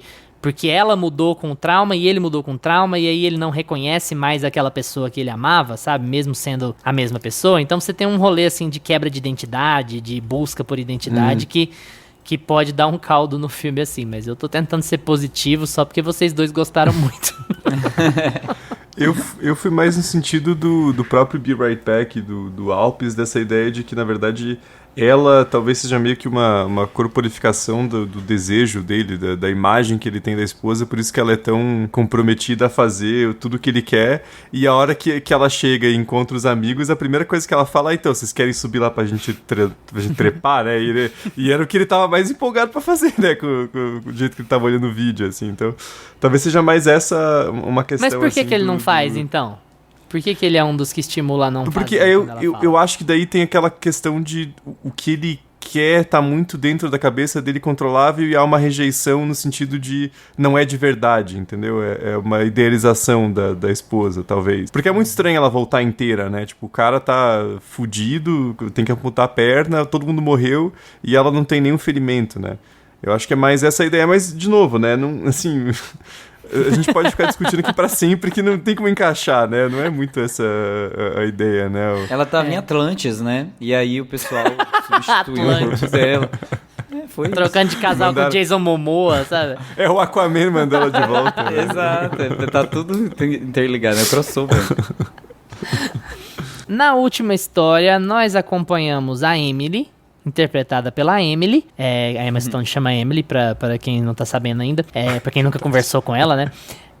E essa mulher, ela tá... A gente encontra ela medindo uma outra mulher, e elas estão num necrotério, e essa outra mulher tá tentando ressuscitar um homem aleatório lá, né, e ela não consegue, e aí a gente descobre que tanto a Emily quanto o Andrew, né, que é o personagem do Jesse Plemons nessa história, eu acho, eles estão em busca de uma pessoa muito específica, porque ela tem que ter a característica tal, a família tem que ser de tal jeito, a altura tem que ser de tal jeito, o peso tem que ser tal, porque é uma pessoa de uma espécie de profecia, porque a Emily e o Andrew, eles fazem parte de um culto, como o Thiago fala, o culto transão.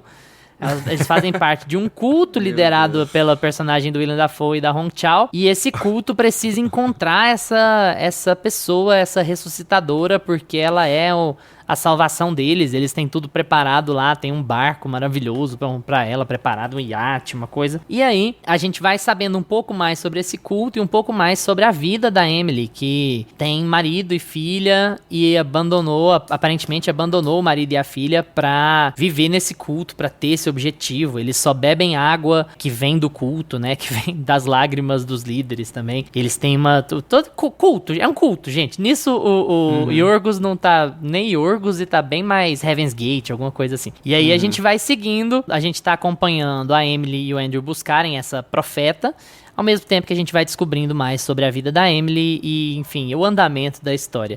Thiago, e aí, o que você achou essa última parte, último ato de Tipos de Gentileza? Esse, como eu falei, foi o que eu menos gostei, assim, eu não acho que... Um pouco abaixo dos outros, não assim, nossa, achei horroroso, estragou o filme pra mim, eu gostei de todos, mas esse eu achei um pouco menos bom. Ele desenvolve um pouco mais os temas do primeiro, né? E aí eu não sei, de novo, a gente acabou de falar que não dá pra analisar nada, mas se contradizendo, foda-se, porque, né? Não, mas eu enxergo um pouco também uma tiração de sarro ali, talvez, sobre uma religiosidade meio opressiva e meio que se estende por tudo, assim, né? De dizer, tem meio que uma linha narrativa ali, que esse Messias é uma mulher que tinha uma irmã gêmea, que fez tais coisas, só que aí você vai meio que moldando conforme o interesse, né? Então, mas a irmã gêmea dela tá viva. Não tem problema, a gente resolve isso, né? Então vai... uma outra, eles chegam lá pra investigar e falam, mas eles não eram gêmeas idênticas. Mas acho que isso não tem importância, né? Vai mudando conforme o interesse, né? E eu acho que tem um pouco mais desses temas, assim. Mas, enfim, eu não achei tão interessante, assim. Eu acho que esse é o que eu vejo mais como... Eu já vi isso em outros lugares. Apesar de eu ter achado o final hilário, assim. Achei muito engraçado. Achei legal também. É bizarro, é horrível o que acontece, mas é muito engraçado. Você fica com dó, né? Você vê, poxa... Sim, porra, coitada da mina. É menos escrota do filme inteiro. Gusta. Eu tenho dó de várias coisas nesse último. Eu tenho dó do cachorrinho que ela machuca pra poder sim, filha da puta. Arrumar o cachorrinho no veterinário e da situação toda. Daí eu fiquei com dó dela também. A personagem da Emma Stone parecia que ia ter uma redenção, né? Mas estamos falando de Orgos, não vai ter. Uma coisa que eu fiquei muito chateado de verdade, aí com a divulgação e com o papel em si, foi com a Hunter Schafer, que não fez nada nesse filme, gente. Ela é praticamente a Collie lá no Pobres Criaturas, porque aqui a Margaret Qualley, pelo menos, ela tá atuando, né? Eu acho que ela não tá no segundo, ela... não, ela é a esposa. Ela tá em todos. Ela tá do amigo, né? Tá certo. Porra, ela tá inclusive presente. no filme dentro do filme, Dentro né? do filme. Não, ela tá em 4 filmes. Aqui. E a Margaret Qualley foi muito... Assim, é meio agridoce, porque a Margaret Qualley, pra mim, nesse filme, foi muito foda ver ela atuando, porque eu acho ela... Além dela ser, assim, belíssima, ela é muito foda, sabe? Eu acho que ela atua muito bem. Mesmo ela sendo uma boa atriz, parece que a Emma Stone apaga, né? A Emma Stone é tão incrível que... Como elas são figuras pares, né? Querendo ou não, a gente coloca ali como um par. Até eles colocam 2 casais e tal, e elas como pares. Então a gente acaba comparando. Eu acho a Emma Stone muito melhor que ela. Mas aqui nessa história, eu gosto muito de ver as duas atuando juntas, assim, mais intensamente, né? Porque ela faz a veterinária, a Collie faz a veterinária, e a Emma Stone vai lá arrumar a situação toda do cachorrinho. E é muito legal ver as duas juntas. Mas a Hunter Schafer... ela foi colocada no filme como, tipo assim, uma das que ia abalar tudo, né? Porque a Hunter Schafer, ela tá muito hypada hoje. E eu achei que ela ia participar muito mais, e ela não fez nada. Tanto que ela até que fez um comentário outro dia, que ela falou assim, nossa, eu fiquei muito honrada de me colocarem entre os atores principais na hora de escalar o elenco. Eu gravei literalmente por um dia. Ela gravei um dia e foi embora. Ela literalmente não faz nada, e ela, tipo assim, não faz nada como personagem também, né? Ela não ajuda em nada. Ela não faz nada. Então, assim, eu achei meio desperdício mesmo, porque ela é muito foda.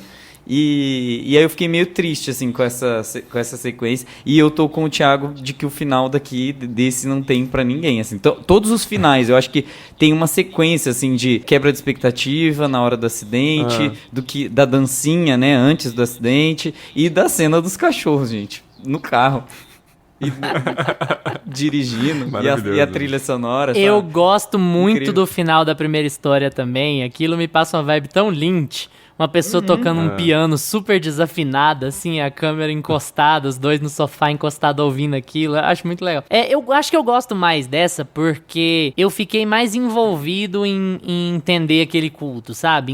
Em entender o que eles estavam querendo, como é que eram os comportamentos deles, como é que eles tinham afetado tanto a Emily quanto o Andrew, sabe? Eu acho que essa história valia mais minutos, entende? Eu acho que com algum ajuste ela seria um filme por si só, só, porque se ele tivesse levado algumas coisas ali mais pra frente, eu acho que ela tem o pior e o melhor do filme pra mim. Eu acho que tem uma coisa muito escrota do estupro, tipo, a lá Lars von Trier, sabe? Só aquela coisa assim, o homem babaca, não sei o quê, que é o que eu mais detesto no que o Lars faz, apesar de eu entender a justificativa, porque é o que o Thiago falou mais cedo sobre subversão, né? Porque a gente tem sempre a visão de que o culto está arrancando pessoas das famílias, está arrancando ela do lar feliz. Acho que esse que é o ponto, Aí né? ela chega lá e o lar é feliz porra nenhuma, e o cara é daquele jeito. Então ela não tá abandonando nenhuma vida maravilhosa pra ir pro culto, né? O filme brincar um pouco com isso é legal, mas a cena me incomoda um pouco. Óbvio que ela é feita pra incomodar, mas assim, eu acho que a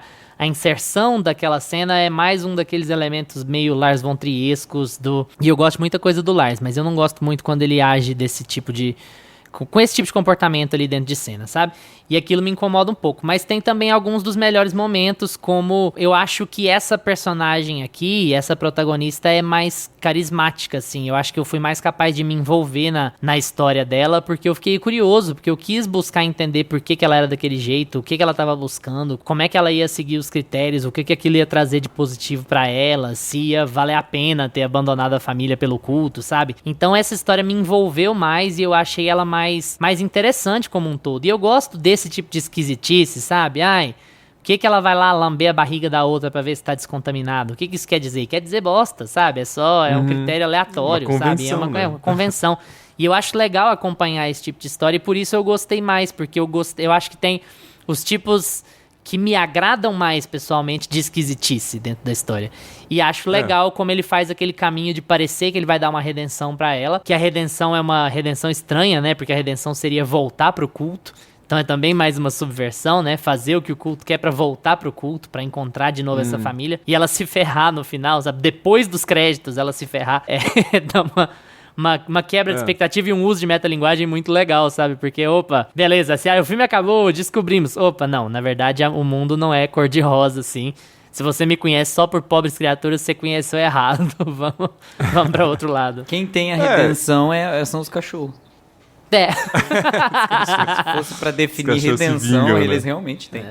E acho que nesse sentido o terceiro curta complementa bastante o primeiro, né? Essa ideia de uma pessoa que tá meio perdida ali na vida. E eu acho legal essa subversão de expectativa, né? De que a família é essa coisa incrível, maravilhosa que ela tá perdendo.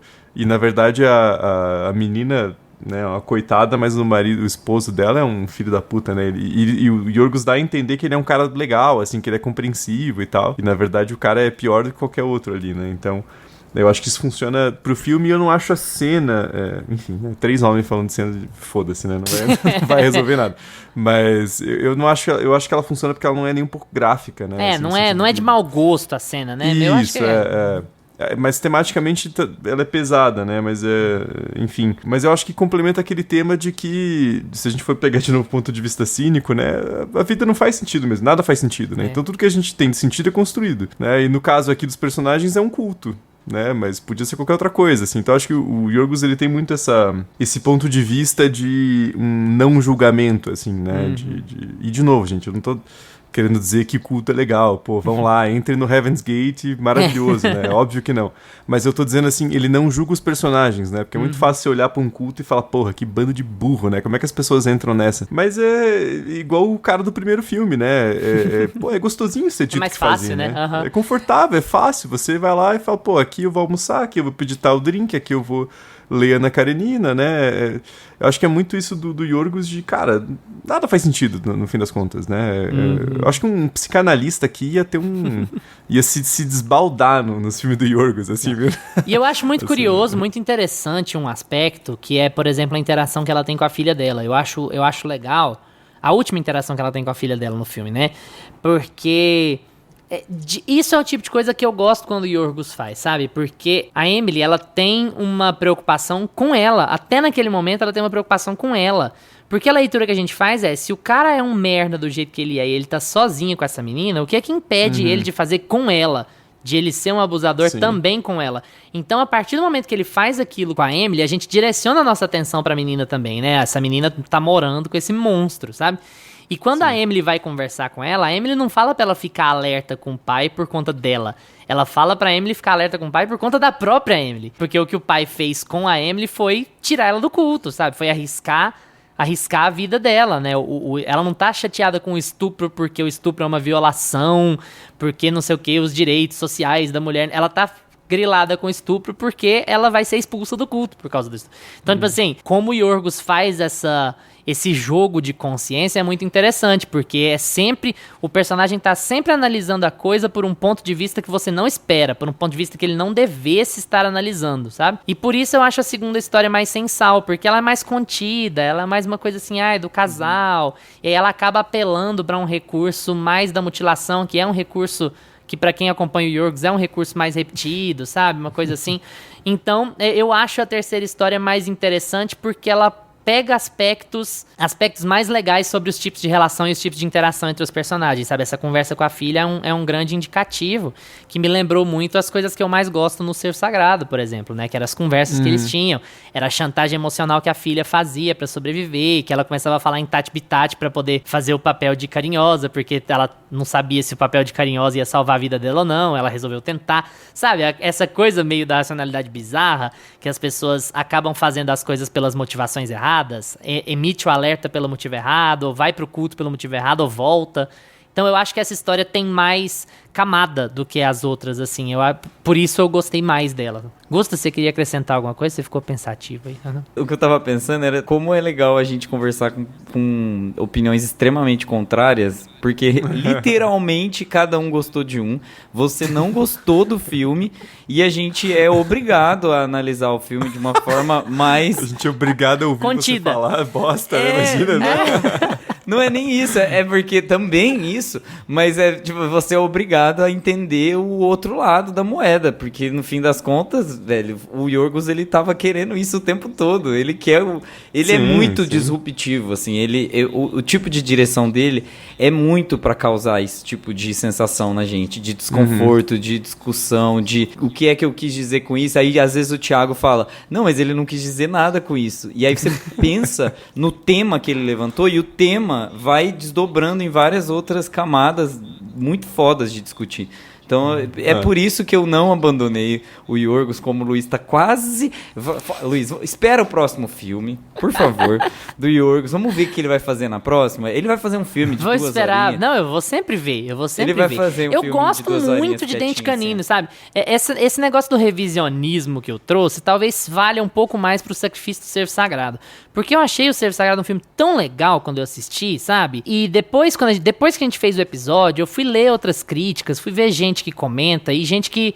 Tem muita gente que detesta o Yorgos, né? E eu não falo de público mainstream, eu falo de crítica, sabe? E aí, assim, como eu vi coisas no Tipo de Gentileza que eu não gostei e eu vi que eram coisas muito parecidas com as de um filme que eu gostei, a minha cabeça travou, sabe? Eu fiquei assim, mas será que se eu visse aquele filme hoje... eu não ia gostar também? Eu acho que você ia, cara. Faz o experimento, porque eu revi há pouco tempo e eu fiquei com essa impressão também. Puta, eu não vou gostar a mesma coisa e eu gostei pra caralho de novo, assim, né? Vale a pena, cara. Não, eu gosto. E eu gosto muito dele. Eu gosto dele, assim, mas eu gosto muito de Dente Canino. E eu acho que muita gente detesta Dente Canino porque, não sei o que, é um exagero e tal. Que é uma coisa muito cínica, muito antinatural, mas é o que eu mais gosto nele, é o que eu gosto em como ele funciona, em como ele conta a história, e eu acho que existe uma coisa de subtexto e existe uma coisa de supratexto, entende? Tem muito, a maior parte dos autores, dos diretores, dos roteiristas, eles contam as histórias nas entrelinhas. Você tem que entender o subtexto da coisa, vai pegar onde tá a metáfora, pegar o tema, em cima de uma interação ou de uma fala, você vai pegar o tema, o que ele quer dizer. O Yorgos não trabalha assim, o Yorgos geralmente trabalha no supratexto, né?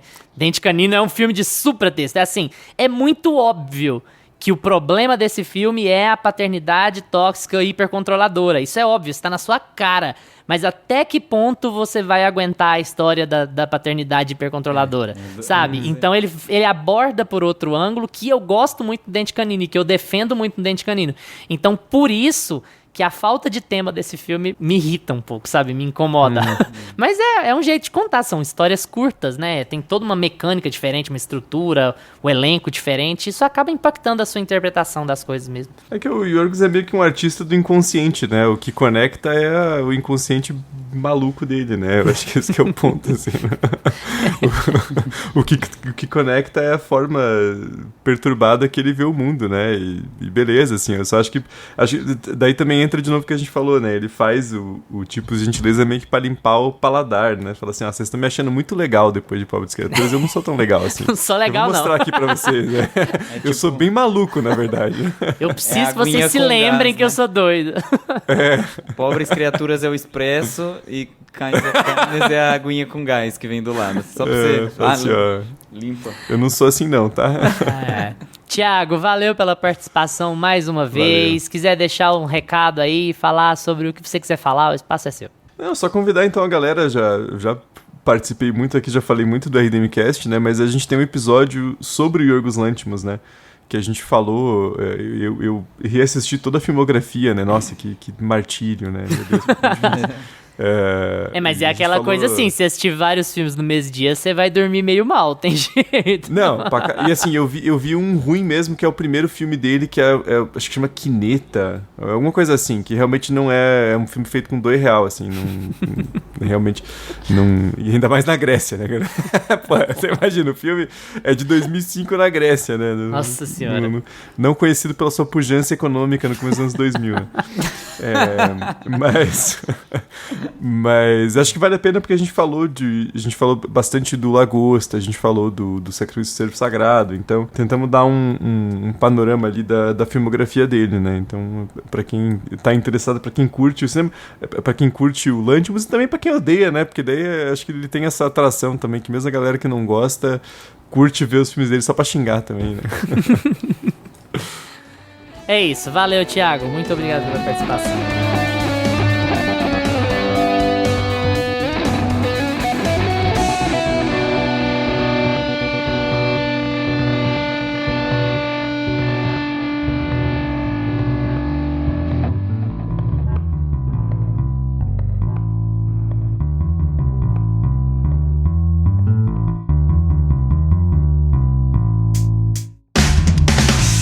E agora é com vocês. Já assistiram Tipos de Gentileza?